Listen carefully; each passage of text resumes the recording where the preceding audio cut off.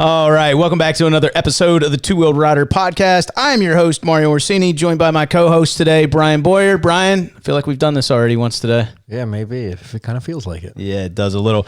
So, you know what I left out? It's the Two Wheeled Rider podcast presented by JT Motorsports. I can't be forgetting these guys. This is only the second one they've sponsored. We're going to talk about JTs here in just a little bit. Listen, we kind of went over this on the last podcast. This is going to go up. Today we are recording on March 28th. This is going to go up in just a little over 3 weeks. I don't know what the situation is going to look like at that point in time. Here in the United States and obviously across the world, we've been dealing with the whole whole COVID thing, and we recognize that's going on. We have been affected by that work-wise, where we've been working from home and those sorts of things. We're not dismissing that. But this is a motorcycle podcast. We want to try to keep things as upbeat as possible. We miss riding, and since we can't be out riding right now, we want to talk about riding. And, I'm sure some of you listening to this have been, negatively impacted more than we have. And, I feel for you guys. And if this is our way to kind of like help a little bit and take your mind off things and think about the fun stuff that we like to do on two wheels, then, this is what we want to do. So, yeah, definitely. There's a lot of people got to feel for out there. There's a lot going on, so just trying to add a little bit of positivity out there for everyone, and hopefully we can help with that. Yeah, I mean, speaking of positivity, and we're going to bring her on here in just a few minutes, we have a very positive person coming on. I think you guys are really going to enjoy hearing from. She's going to offer a lot of unique perspectives. We've mentioned her on the podcast before. We've kind of teased the fact she's going to be on, but we're thrilled to death to have Amanda on because we haven't got to see her at the track recently. And she's always a smiling face. And I know she's kind of over my shoulder right now on Skype, but we're not going to show that on camera quite yet. But, we're excited to have her on. And I think it's going to be a fun time today. Brian and I are maintaining a 3-foot separation, but that's, you're forced to do what you're forced to do. But we are self-medicating. And speaking of self-medicating, it's a Two Wheel Rider podcast. We have to have whiskey. That's just one of the rules. Your dad is on as our first whiskey sponsor. He actually got shouted out on the last podcast, but we're recording them the same day. And again, we'll flash up that crazy contraption he sent us and probably some of the prep of how we got that put together. But we've got some Maker's Mark here. So cheers, my friend. Cheers. We're doing another one. I'm looking forward to it. So I'll tell you what, this pour of Maker's Mark's even better than the first one. And the second one, or whatever we're up to now. So, we mentioned JT Motorsports. We're going to mention them a little bit more when we go to break, but super thankful to have them on board. Those guys are still totally open, and they've come up with some unique ways to help people out during the situation, including, like you talked about on the last one, home delivery and those sorts of things. So, it's going to be a great partnership with them. And when we talk about them later, they're not just helping us out. They're going to be helping out our listeners too. So stay tuned. Speaking of people helping us out, we want to go down through our list of folks here that have been contributing to the podcast. Please keep in mind, we normally record these things a week to 3 weeks out. So you may have contributed recently, but if it's been on March 28th or later, then we're probably not going to mention you right now, but I promise we'll get to you. So at the contributor level, we have Luke Harding. He's our first ever contributor. We have Dylan on Patreon. We have Alexander Marsh on Patreon. He's new. I think it's the second time we've mentioned him, but he just came on board recently. At the production crew level, we have Amanda Knapp from She Shall Ride. That's not why we invited her on the episode, but it didn't hurt. We have SRT AMA East Hair Scrambles presented by Beta. We talked about this on the last one. We just can't wait to do a live podcast with those guys because, we've got Kenny Held and Nash, and we'll probably have Andrew back on. I don't know if we're going to have room for Dave. No offense, Dave. That's going to be an epic podcast. I mean, that's going to be so much fun, but that's likely going to be delayed. We were looking to do that maybe next month. We'll see. We don't know what's going to happen. So we've got Morgan Graves on at the production crew level on Patreon. And we have Jeff Hokinson on at the executive producer level. And Chris Brown was a one-time contributor, $20 recently out of Canada. I got an email back from him because I think when you and I were in Florida, we signed a bunch of handwritten notes and sent them all out and sticker packs and those sorts of things. So, he emailed me back and let me know he got one. So super thankful to have all you guys on board. If you want to know more about how you can, help out the show, you've got a couple of options. You can head over to Patreon and go to Two Wheeled Rider, or you can go on twowheeledrider.com, click on the podcast tab, or we'll probably play a commercial later and explain how you can get involved. So, and if all you want to do is listen to it, we appreciate that too. So we are going to take a quick break. When we come back, we will be joined by Amanda Knapp. Really looking forward to I don't even want to call it an interview. I think it's going to be a great conversation with Amanda. We will be back in just a few moments. When Brian and I need something for our bikes, we head to JT Motorsports in Frederick, Maryland. JT's recently moved into a brand new, huge facility, conveniently located just minutes off of I-270 and I-70. Their massive showroom floor holds brand new models from Polaris, Can-Am, Kawasaki, Suzuki, Husqvarna, KTM, and now specialized e-bikes. If you haven't tried an e-bike, you have to. Those things are so much fun to ride. And for the wee little riders, check out their line of Stasic Kids bikes, which are the perfect way to get youngsters involved in riding. Their showroom floor also features a huge selection of riding gear, accessories, and other essentials to keep your machines running good and looking good. They carry some of the top brands in riding gear, including Arai and Climb. Need parts for your bike? They keep a ton of parts in stock and ship daily. Heck, you even have the option to call, email, or text your parts orders in. If you don't like working on your own bike, that's okay, because they have a full service department that will work on any make or model. Just mention the Two Wheeled Rider podcast when you call, email, text, or stop in the shop, and you'll immediately get a 10% discount on parts and accessories. Visit jtmotorsports.net or call 301-846-4318. And if you didn't write that down, don't worry. You can find it in the podcast show notes or YouTube video description along with their address. All right, let's get back to the show. All right, guys, and we are back. Please welcome to the show 2019 AMA East C Hare Scramble Women's Champion, SXCS Women's C Champion, AMA cover girl, recent AMA featured person, Monster Energy Supercross Toyota Makeup to Mud featured rider, founder of She Shall Ride, family mother of a family of champions, Two Wheeled Rider podcast supporter, and a PhD, so maybe we should be calling her doctor. Please welcome Amanda Knapp. Hey, guys. Hey, Amanda. What an intro. My goodness. Thank you. I had to take a deep breath before I got all of that out. No, but seriously, you have accomplished a lot of stuff. We are going to, I'm tagging you on Instagram right now.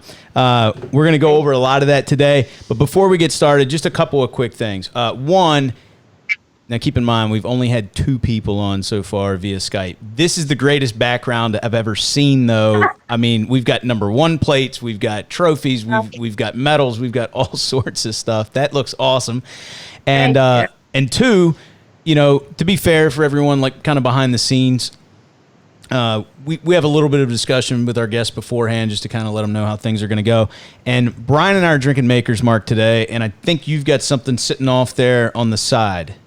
Oh, yeah. So you can't come on Two Wheeled Rider without bringing your own bottle of Maker's Mark. So as soon as I can get this to you guys, I certainly will. I need to make sure that new device from Mr. Boyer gets put to good use. So. Awesome, thank you. Yeah, we'll flash that up on the YouTube version of this. I know we've got it up on Instagram. It's gotten quite a few comments and direct messages this morning. So, Amanda, I mean, that was a heck of an introduction. Did I miss anything? Is there something else we should have thrown in there? I'm sorry, I ran out of paper to write stuff.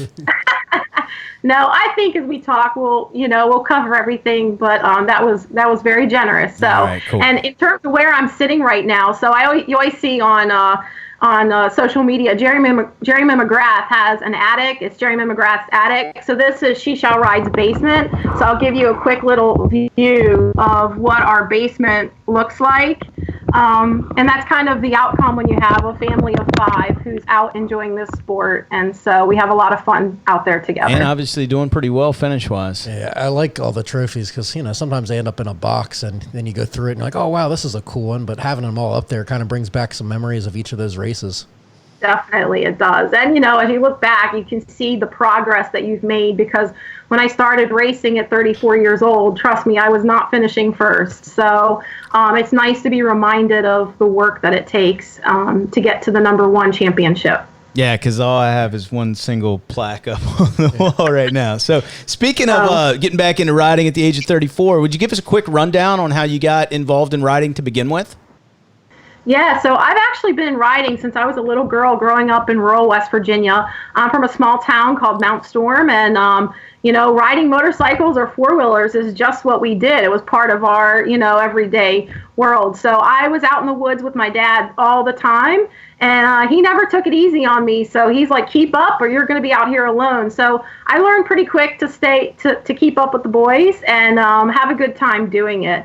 But as I got older and my bikes got bigger, eventually I had to go off. I went off to college. I wanted to be the first person in my family to go to college, and I did. And so I put myself through college, but that took a long time because I got a bachelor's degree, I got a master's degree, and then I went on to get a PhD, which was really cool. And when I graduated with my PhD, Ryan was a little nervous about how much time I was going to have on my hands. So he and my mom came together and surprised me with a KTM 300. So talk about a graduation gift. That was like the best thing ever. And so that turned into, you can't just have one motorcycle. Everybody in the family needs a motorcycle. And, oh, we need a truck. And, oh, we need a camper. And, oh, we're going to go on the road. And it's the best decision, the best gift I ever got, because that day turned into me gaining this huge extended family, like the Boyers, for instance, going out to their farm and just having a blast with other families. And it opened our world in a way we never expected. And so the story goes on from there. That's awesome. So I think, Brian and I discussed this beforehand, like what order do we want to go in with the questions? And I think we've got tons of stuff we're going to go back to, but I think the first thing we want to know, because we were sitting at home while someone else was in Tampa getting treated like a VIP. So to give everybody the background, you were one of the featured folks, and I say riders, they're not all riders. Obviously, you're a rider and a racer, but you were one of the featured people for the Toyota Make Up to Mud for Monster Energy Supercross. We watched the 2-minute promo on you. I know earlier in the day I was watching you on Race Day Live. I'm assuming you got the entire VIP experience, and you did a really good job on your Instagram stories and posts and stuff of kind of giving us that behind the scenes. But for those that didn't see that, and for the stuff that you can't always capture on the camera, could you just give us like a rundown of your experience from like the time you hopped on the plane until, you finally got home and realized what all had happened? Well, it's definitely, I still am smiling thinking about it. It's a little bit hard to believe that happened. I'm incredibly honored and gracious for, what that opportunity. But it really started, I was sitting at my desk at work one day and I get the call. And I almost fell out of my chair. I was like, you want me to do what? And so that's when I got the news that I was selected to be one of the Make Up to Mud features for this season. So after I got that call, we ended up picking a date to start filming. And so filming started in November. And what they did is they sent a film crew out to meet with me. It was a 2-day production, literally from sun up to sundown. So, really cool. And the best part was they didn't just feature my, my riding side of my life. They also wanted to feature my professional side of my life, because that's kind of the story I like to tell, is how you can do it all. You can have all these passions and find a way to have balance in your life and achieve it all. So it was really important to me that they took the time to show both of those sides of my life. But yeah, so filming led to let's get on a plane and head to Tampa. And that was wild, So the whole family flew down to Tampa. We were treated very well when we hit the Raymond James Stadium. And I brought here, so we had these passes that we all got to wear. And then because it was part of Toyota, we got the Toyota treatment. And it was a whirlwind day from being on Race Day Live. With Daniel Blair and Jim Hollywood Holly. That was pretty cool. Sorry, I didn't want to interrupt. I remember he actually recognized you because he was like, I feel like I've seen you before. And I think you mentioned that you were in American Motorcyclist Magazine, and then it just kind of clicked for him. So, what was that like? You're being recognized by him. Like that had to be pretty cool. Pretty mind-blowing. So... yeah, and so I also was able to do an interview with Mikey Waynes at the Toyota truck, and he even let me go into the truck and get my makeup done, and it was a really cool experience. So Some other fine moments were, of course, the track walk, which is where I gave Two Wheeled Rider a shout out to give you a little tease, which was really fun. Yeah, that was cool. We appreciated that. Yeah. So, and then, at a certain point in the race, they aired the episode for the very first time for everyone to see. And, there is no feeling and no way to describe seeing that on the big screen. It kind of was a little emotional, to be honest, because it just felt like a dream. Not that it was me, but that, hopefully it was inspiring other people to know that anything is possible. And especially, I love seeing little girls get excited and women get excited and everybody in the community. So it was the message that was, it meant a lot to me. So. Yeah, I think it's cool to see, you're definitely inspiring a lot of women to ride, but I think just through that segment and the amount of people you touched, the fact that you had your whole family on there and just showing that motorcycles is a huge family aspect to it. You mentioned earlier traveling together. So that was kind of so cool to see each person featured in there. Yeah, it was really fun. My son is still gloating because he got the thumbnail when they posted it on YouTube, which I think was an error, but with everything going on, they haven't changed it. But let's just say Riley has his head's much bigger than it used to be. Yeah, I did notice that. I wonder if that was just when you upload those things to YouTube, sometimes it just auto selects something. He may have just gotten lucky there, but hey, that's a nice stroke of luck to have. A win's a win, right? Yeah, exactly. He reminds me of it all the time. So staying on the whole thing with being down there. I mean, Brian and I discussed this on an earlier podcast. You got to meet Bubba, who's been hidden away for years now. What was that? I'm sure I recognize how some of this stuff goes. Like it's real quick and you don't have a lot of time. But and you're trying to take it all in as it's going on. But was that pretty cool?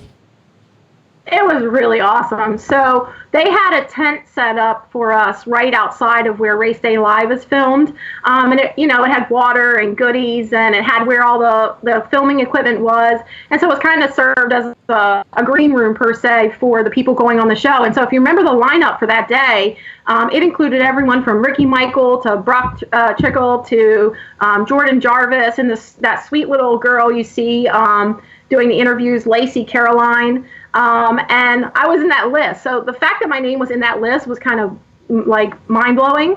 But so when I get to that tent and there sits James Stewart, you're like, oh my gosh. But I played it cool and just acted like, hey, you ready for your interview?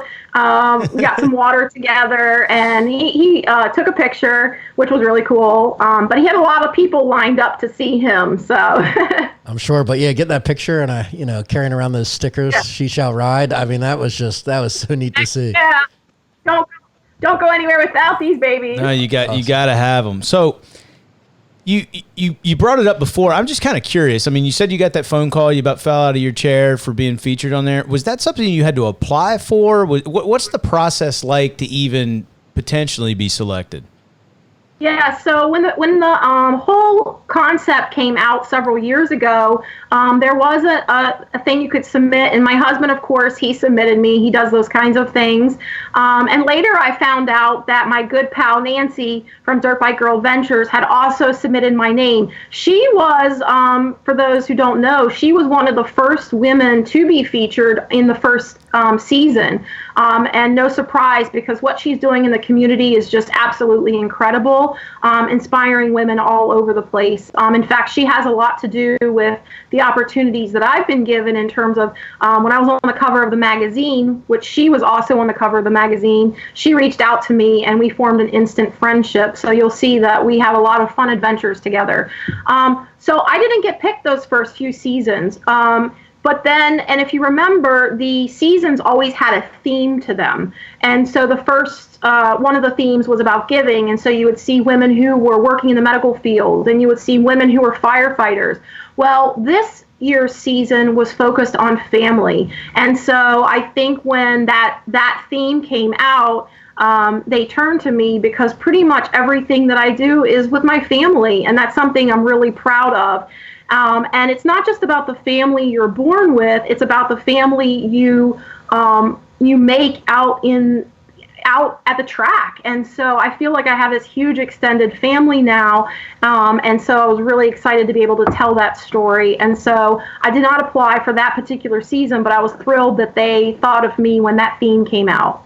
That's pretty cool. Awesome. Yeah, I had no idea that's how it worked. So this is a touchy subject for Brian. You talked about the filming, and to be fair, Brian and I were aware of the filming before it happened. Yeah. The original talk was it was going to happen out at Boyer Farm Track. Obviously, the weather and stuff didn't work out, so Brian's still a little upset. Wah, wah, wah. Yeah, I mean, we both could have been extras. Like, I'm fine. Yeah. That would have been cool. But talking about the filming, did they come in, and you gave us a pretty good background on it, but did they come in with a plan of what they wanted to do, or did they reach out to you and say, hey, what is it that, you can kind of give us to build a story on? How did that come about? Yeah, it was kind of a collaboration. I mean, they certainly came in immediately with some of their ideas, but they were open to me sharing some thoughts. And you're right, Brian. I was thrilled. So before the filming happened, the first plan that we had in place was to spend one entire day at Boyer Farms, which would have been amazing. But then the weather just got to be, it was a little unpredictable. We were looking to having really freezing cold weather. And as wonderful as Boyer Farm was, there isn't really shelter, there isn't electricity. So some of those technical kind of challenges stood in the way. And also we had wanted to have a lot of the kids coming out because, that's what it's all about, is seeing the kids out on their bikes. And it was just supposed to be so bitter cold that weekend. Now, it didn't turn out to be as cold as we thought, which is unfortunate because I wish we could have stayed at Boyer Farm. But in terms of the planning, it was just so unpredictable. So we ended up doing, originally we were going to just do, since we couldn't do Boyer Farms, we were going to do all of it at the cabin. But after talking with them, turns out they were filming just above Baltimore the days leading up to my filming. So they were like, well, before we head to the cabin, why don't we come to your job at UMBC? And I was like, oh my gosh, that would be amazing. So that's how UMBC ended up getting folded into the mix, is because they were right there filming already. And they're like, well, before we take the 3-hour drive to Western Maryland, let's just come to your campus. So it ended up being, I'm really excited how it turned out. But yes, I miss that we weren't able to go feature Boyer Farm and all of the awesome families, the Sakanikas family, Brian's family, the Dalmosas, everybody. And you, Mario, and Noah, it would have been so cool, but it didn't work out that way. Yeah, no hard feelings, just definitely joking. But yeah, it was supposed to be brutally cold, so we were almost thankful that we didn't have to go camping out that weekend. So, but it was just really cool seeing that story. And I think for me, just kind of starting to learn a little bit from the editing side, hearing you talk about how it was a couple day, process to get the story and all the filming together for, a fairly short segment. It ended up being like a 2-minute segment. And hopefully that gave you a little bit of behind the scenes of all the work that goes into the whole YouTube side of what we deal with. Because you've got all the filming, but then the editing part of it takes, honestly, for those guys to put that 2-minute segment together, just editing wise, I don't think I could begin to count the number of hours that were put in. And it was very well done. It's just, it takes forever. So.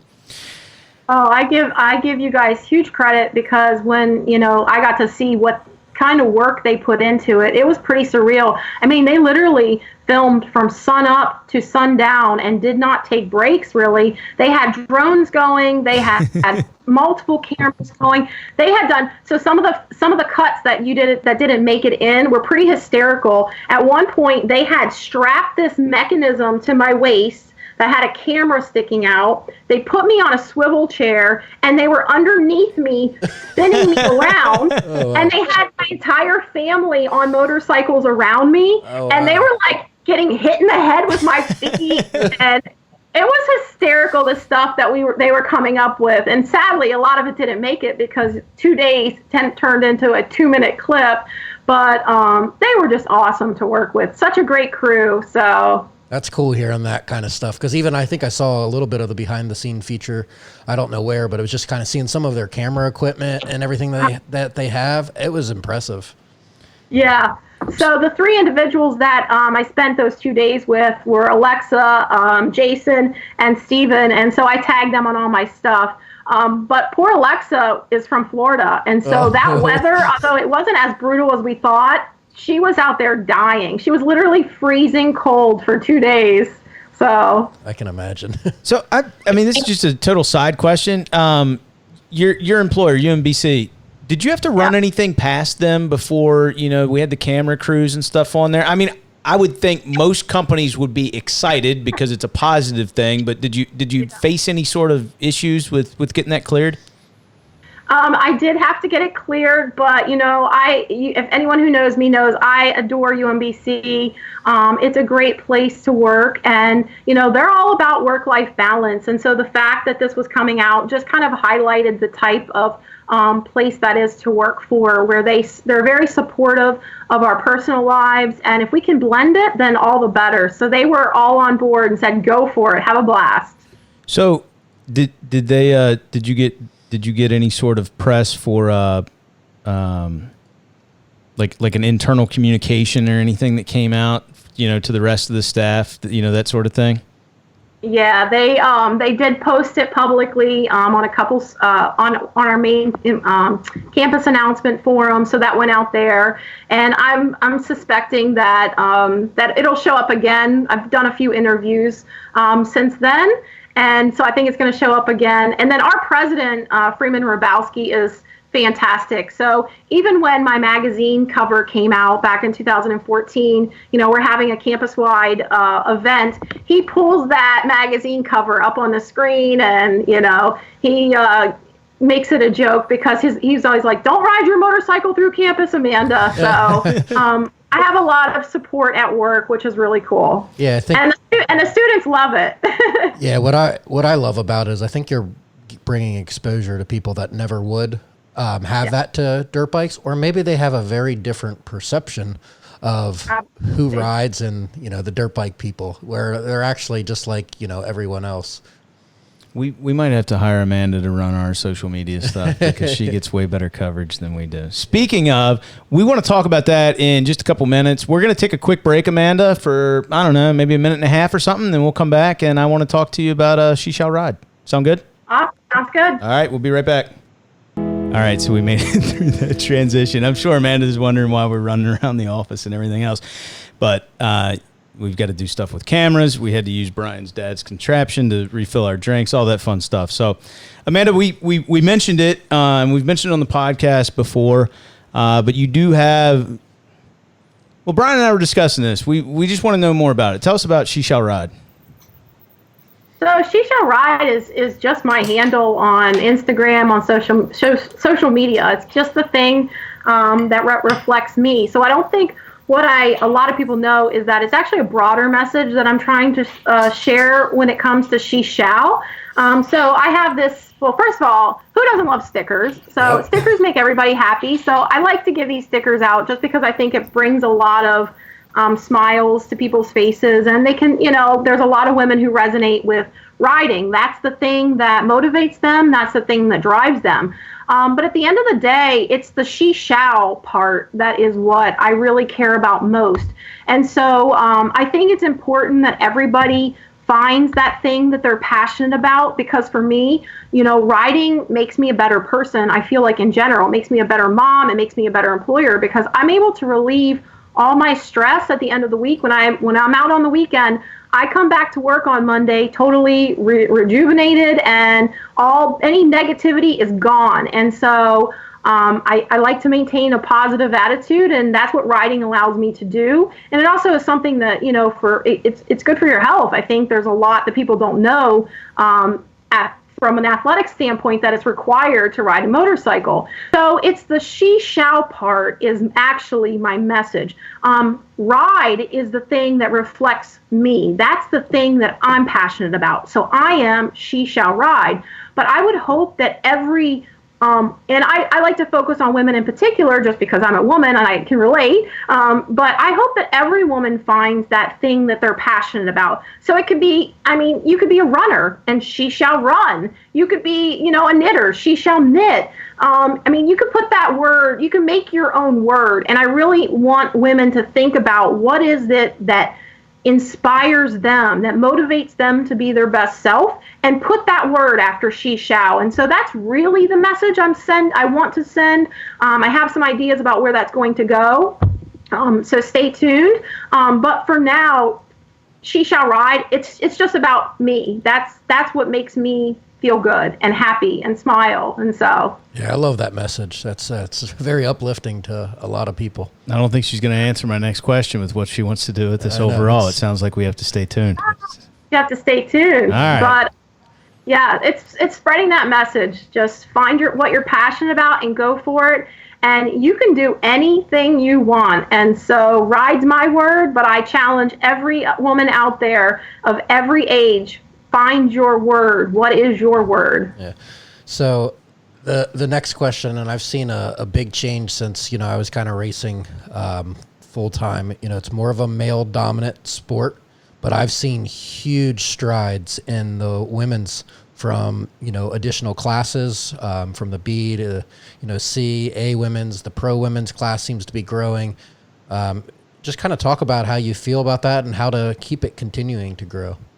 Yeah, it's amazing. And it is just so exciting to see this, all these females showing up on the line. And I mean, even since I've started racing, the lines have been growing and growing. And I think we have a lot has to be said for the organizations that are out there. You know, I started racing with East Coast Enduro Association, and I loved that series. It was very family oriented, and I felt like it was a good place for you to come out and, you know, give it a try. The women on that line, you know, when I first started racing, I was racing with Patty Blair. Patty's a grandmother, and Kelly Silvers. Those are both grandmothers. And I'm like looking at them in awe. I mean, they're racing every race, giving it everything they got. If they can do it, I can do it. And that's not to say they couldn't, but like, you know, and they were so encouraging to me, because when I lined up for my first race at Blue Diamond, and there were 300 people out there, I was like, what the heck am I doing? I was terrified.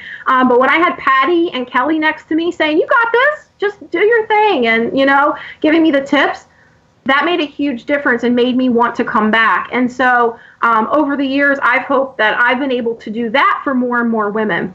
But then the other thing that's, I think, really contributed to the sport is you have people like Nancy Schlag through Dirt Bike Girl Adventures, who and Billy Schlag through their series, the Sprint Cross Country series, who it's very family oriented, and they offer different styles and formats of racing. So some formats lend themselves to giving it a try. I think the Sprint Crosses are a great place to start for women.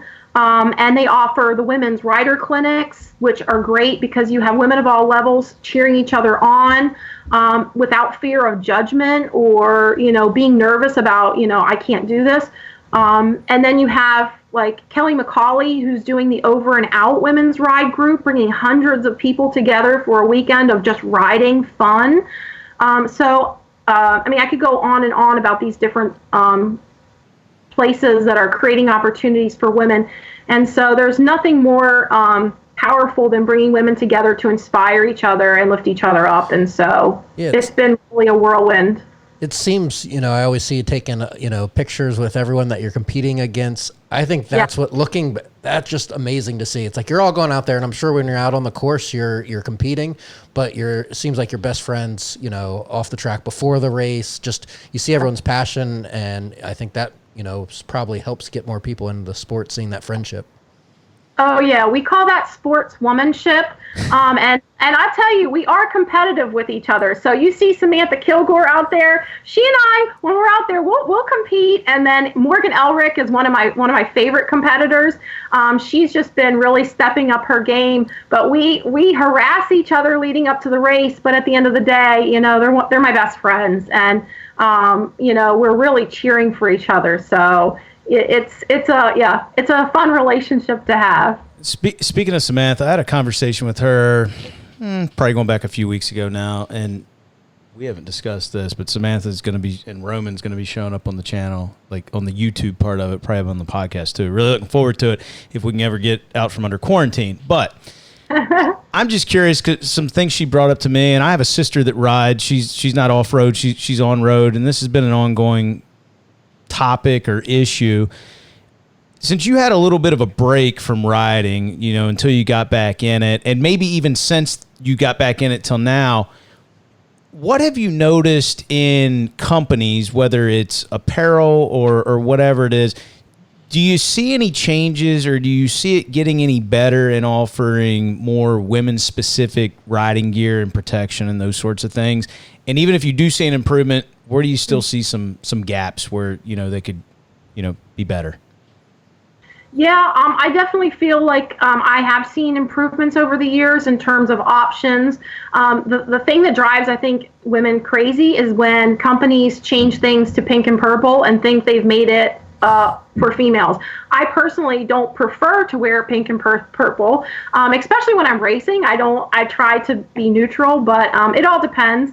So I think they're working on the form and fit, and I'm excited you're going to talk with Samantha Kilgore, because she's had some great opportunities to lend her advice and guidance to some companies and do some tests of products. So she'll be someone really cool to talk with. There's still not a huge, for instance, chest protectors. I have a real, obviously, I have a situation here. And I'm not a tiny girl, and so, I do have limited options, but chest protectors kind of just sit out on me like this, and they're not comfortable, so they do need something more form-fitting. I mean, if we're talking honest, yep.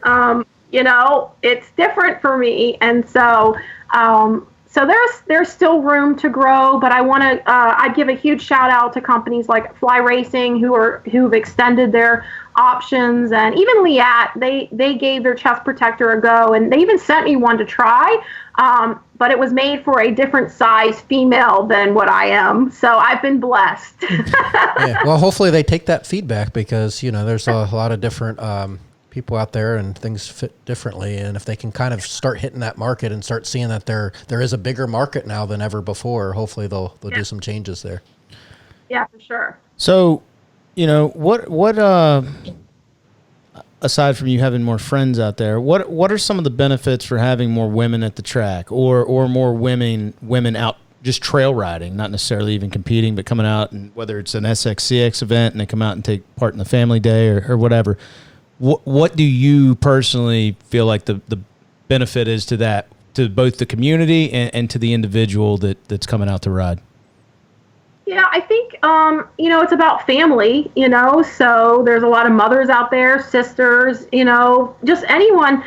So having that community is really important, that we're able to come together. I know for me, I've had little girls who are out racing, and their fathers have had to bring them to my trailer because they had things they needed to talk about with a woman. I won't get into details, but I have a really good example of that, where a father was like, can she come to your trailer like right now? And I'm like, why? Is everything okay? Well, that young girl needed a female to talk to before she got on a bike to race, because something had happened in her life. Right. You kind of get where I'm going. Yep. But having that community especially for young girls, of women who they can go to and talk with, for me, it's about the friendships that are made. I mean, some of my best friendships now are with the women I ride with.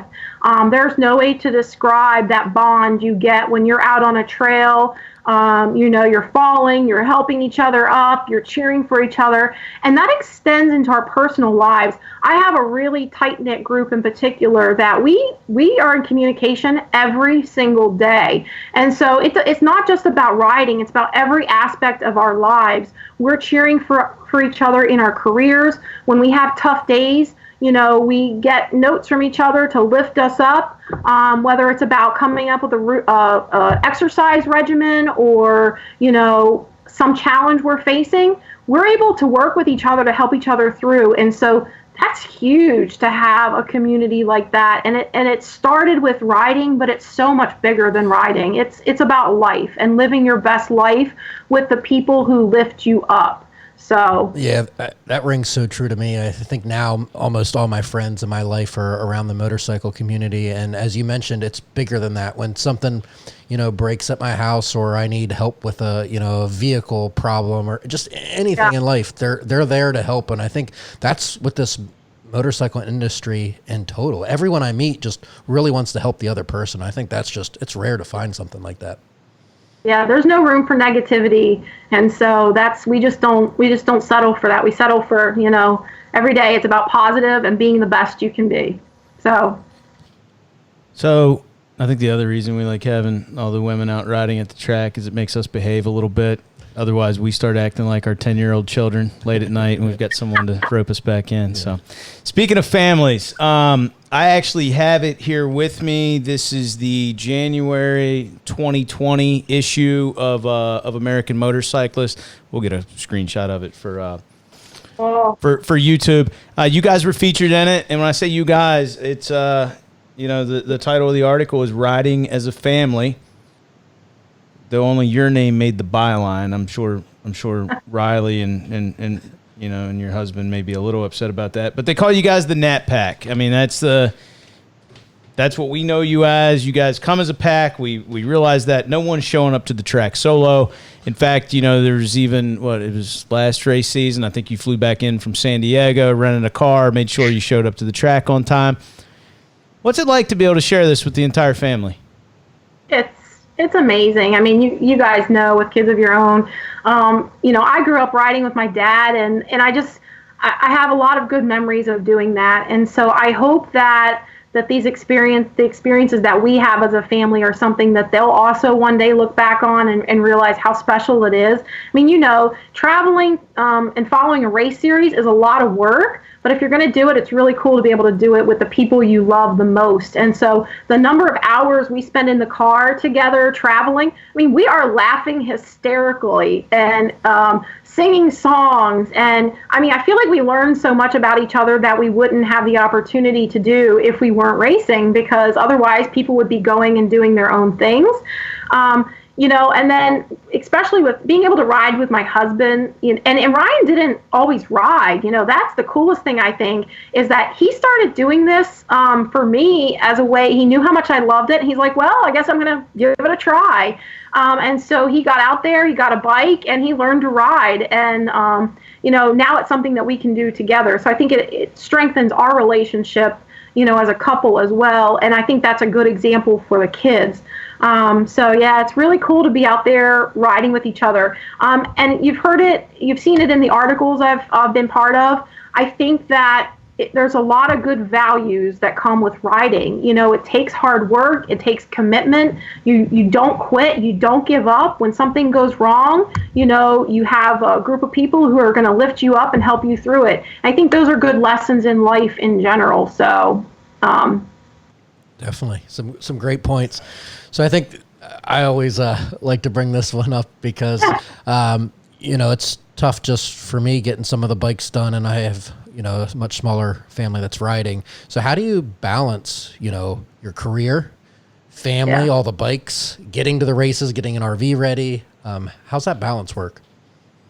Well, I can't take a lot of credit for the bikes. Ryan, he's over here sitting quietly in his two-wheeled rider shirt.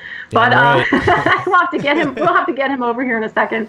But Ryan has learned not just to ride, but to be our mechanic, and so he's come a long way. And so, although I will say we all kind of chip in terms of getting things organized, getting it together, but he's the mechanic of the group. But in terms of work-life balance, I mean, as I shared earlier, I think that's what it's finding the balance, number one, but having the time on the motorcycle makes me better in my life because I just feel good. I'm happy. I'm doing something I love. And so, I don't know if they answered the question, but it all just comes together because we work as a pack. We come together and help each other. So. No, it definitely did, and I think you brought up some great points even earlier too. It sounds like at your day job is it really helps having that balance, and I think employers have to figure that out more and more now. If when people are happier and they get that kind of break and they have that balance, they're much they're willing to work hard for that company. Oh yeah, and I have tried I'm the Associate Vice Provost and Assistant Dean for Undergraduate Academic Affairs, and I work with undergraduate students. And so I really try to take those lessons from riding and apply them to the work that I do. So the phrase I'm always using is I'm helping students stay on track. My job is to make sure that every student who comes to UMBC graduates in a timely manner. And so some of the same hurdles that we face in racing, especially as women, I think are the same hurdles that college students face when they come to college. You know, sometimes, especially if you're a first-generation college student like I was the first in my family, I was terrified to apply to college. I had no idea what I was getting myself into. I didn't know if I'd be able to do it. I had that same feeling when I signed up for that first race. I was like, oh my gosh. But, you know, I got past the start line, the flag dropped, and it was just like a student getting past their first semester, and there's going to be hurdles they face, and then they make it around their second semester, and they keep going until they get to the finish line. So a lot of times I'm taking that and I'm applying it to my work with students, and they love it. They love to hear that and know that, you know, I have my own challenges that I face, and I'm going to be there now to help them through. And so it's really cool to be able to bring that side of my life to my work. Yeah, it's a great analogy. No, it is. I just work hard so I can continue to pay for parts, but Amanda's got a much better plan in place. Speaking of racing, I know we're kind of on hold right now, but you've bumped up to B class. Yeah. If we had, you know, let's just say we go back to racing a month from now and everything's or maybe I just ask, what were your plans for this season when it comes to what series you're going to compete in, you know, what organizations, or maybe just one-off races you wanted to go hit up? What kind of plans did you have, or would you still like to have? So I'm definitely doing number one, the Sprint Cross Country Series. That is the best East Coast series right now, in my opinion, to be part of, because it offers different formats of racing, and they have so much more than just racing. They have family fun days, and they have rider clinics. So it's just a great opportunity to get out there. And as you know, our family's kind of involved with volunteering with that series as well. So while I'm racing and Riley's racing, the rest of the family's out, you know, helping pound stakes or put out arrows. So for us, we just love being with that community. What Nancy and Billy Schlag are doing is really, really awesome. And it's growing, so we're really excited about that. I also would love to, I love following the AMAE series last year. Had such a blast. I mean, going to Oklahoma and Michigan and the Carolinas, like that was so cool. Sadly, because of the schedule, we won't be able to do that whole series, but we do plan to hit as many of those as we can. And then the ECA is doing a new crossover series as well, which is a combination of hare scrambles and enduros. Believe it or not, I have never done an enduro. Really? And so, yeah, it's crazy. So my goal for 2020 is to ride my first enduro. And so I do plan to follow the ECA new crossover series and do some hare scrambles, some enduros. So that's definitely in the works. And then the enduros are great because you get to ride as a family on a line. So the enduros, for those that don't know, you kind of you ride on a minute with up to 5 or 6 riders, and you kind of have resets along the day where you can kind of just kind of talk about the trail and reset together. It's a great time to spend some quality time and get some good riding in. I still don't understand how enduro works. Yeah. Well, you got to do one. It's worth it. So I do want to touch on one thing that we didn't have on here, Tough Like Roar. Yeah, oh my God. So I just have to know, because I've seen all the videos, and I was just super impressed that you went and you challenged that. Could you just talk a little briefly on that experience? Oh my gosh. Again, one of those things I signed up for, and I was like, what the heck did I just do? But it turned out to be one of the most rewarding experiences ever. It's called Tough for a reason. It was truly the toughest race I have ever done. It was really cool. Again, this is a story of where women came together. So there were a few of us, our first round, we all went out and we just kind of fended for ourselves the best we could do to get through the course. And luckily, we all progressed to the next round. But then the next round, we were like, you know what? That was pretty hard to do alone. Why don't we team up? Because the biggest thing is it, you know, with Tough Like Roar, you have to finish one race to get to the next race to get to the final race. And so, you know, after doing the first one and seeing how incredibly insane hard it was and that we all thought we might die, we're like, let's team up. So the second time we went out, a few of us, including Julie Baroni, Kendall, Mazzetta, and Morgan Elric, we agreed we're going to help each other through the second round and get through as a team. And we did. And I'll tell you, that was a really smart decision. We had a blast doing it. We laughed so hard. You probably saw videos of us like kicking our bikes down cliffs and, you know, rolling on things. It was crazy. But then we all progressed to the final round, and we finished as a team, and we celebrated as a team. So we ended up winning the prize money, and it was a big deal because all of the women who started that race finished that race, every single one of them, and that was incredible. Yeah, that's a big testament to just, you know, how tough you women are. That race is no joke. No, it wasn't a joke. I mean, there were men bailing after the first round, and the weather was crazy. I don't know if you guys remember, like, we had torrential rain, and but yeah, we all finished.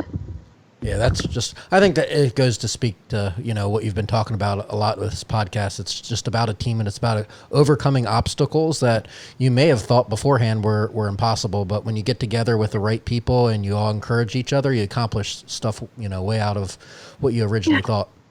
Yeah, for sure. So we've kind of run through all of our questions. Is there anything we missed, Amanda? Anything that our listeners need to know about you that we haven't covered that you want to talk about? I don't know. I think you got all my secrets out there, but no, you know, again, my message is just, you know, I like to encourage people to keep a smile on your face, stay positive, go after whatever it is that you want, find the right people to do it with. And we're lucky because I think this dirt bike community is one of the best you can find. So we have our little our secret community, which hopefully won't be a secret for long. We want more and more people to get out and ride. Women, men, anyone of any age, really. It's a special community to be part of. So, yeah, as you mentioned, especially when you throw in a little of this. Yeah, exactly. Yeah, that helps especially after a long day at the track too. That stuff will numbs a little bit of the pain. Yes. All right. Well, we really appreciate you being on. I can't wait to see you back at the track once all this stuff's, you know, hopefully passed. Mainly just because I want that bottle of Maker's Mark, but also it'll be nice to see you again too. just kidding. No, can't wait to see you guys back again. Brian and I have had some discussions. You know, our setup packs up pretty small. We are thinking about bringing it out to a couple of events. Especially if there's a family day ahead of time, like, you know, after that's over one evening, we may do a live podcast. So if you'd like to be back on for a few minutes, or Ryan would like to be on, I'm sure I already know Riley wants to be on. So, you know, we'd love to have you guys back on, you know, to kind of help promote. We'll probably see it at an SXCS type event and get everybody back on for a few minutes. I just want to get back out to riding. For sure. Can't wait to get out there. I can't wait to do a wheelie again. That's why I posted them yesterday. I'm really excited. So I just want to say thank you guys for all that you're doing. And, you know, this podcast has been really great. We find that we're listening to it as a family in the car on our trips, which is really cool, and learning some new things. I really hope tomorrow I'll get on one of your rides. And I just want to say I did get your little personalized thank you note and the sticker pack. So hopefully everybody out there will be subscribing and maybe contributing, because these are awesome stickers that you have. We also we ordered our family some shirts too, because they're pretty cool. Here, I have a male model. There we go. Wow, there we go. It's finally on. That is a nice shirt. Yeah. We got cool swag. Then last of all, you know, again, my message is always, she shall find that thing that you are passionate about. For me, it's riding, so I am She Shall Ride. But if anyone out there listening or watching wants any of these stickers, tell them to shoot me a note on She Shall Ride. I'll get everyone one, especially during this time where we're stuck at home. Stickers make everybody smile, so I'll send you a handwritten note and a sticker if you reach out, because we're a community and we're going to come together and we're all going to get through this COVID-19 together. So thanks so much for guys. Thank you for being on. We will definitely do that in the show notes. We will have all Amanda's social media accounts linked. If you're watching it on YouTube, we'll have it all in the video description. And it'll be on my website. It'll be all over the place. So, Amanda, Brian and I are going to handle our quick outro. I'm just going to, we're going to come back to you in just a second, just to close out once we're done. So give us just a second. But once again, thanks so much, Brian. No, thank you. This is inspiring. I mean, I really hope that people listen to this one because I learned a lot, and it just kind of gets me more excited to get out there riding. And I probably wouldn't have finished tough like Roar. So good for them. All right, we'll be back in just a second. So. Those of you, listening to us on the podcast, if you're watching on YouTube, please be sure to give us a big thumbs up. If you've got any questions and you're watching the video, comment down in the description below. We'll do our best to try to answer them. I know Amanda has an account too, so maybe if you have a question specific to her, she can come on and answer it. If you're listening to us on one of your favorite podcast platforms, go over to the Two Wheeled Rider Facebook page and just leave a comment there. You can also email me and Brian at twowheeledrider.com at gmail.com. It's the number 2 wheeledrider.com spelled out at gmail.com. Just the normal thing. I'll put it up on the screen if you're watching on YouTube, and it's always going to be down in the show notes below. So, Brian, I feel like that was a solid episode, not because of anything we did, but because of the guest we had. I feel like you're good with the same thing. Oh, absolutely. So. All right, guys. Once again, thanks for tuning in to the Two Wheeled Rider podcast presented by JT Motorsports. I'm your host, Mario Orsini, joined by my co-host, Brian Boyer. We'll talk to you guys again soon. All right, we're back. Good job, guys. Good job to you. Thank you. And thanks to that model. Yeah. How do we hire him out? Yeah. Like, how do we package this baby up? Yeah. Yeah, you guys aren't picking my maker's mark. Oh. It was all for show. Yeah, exactly.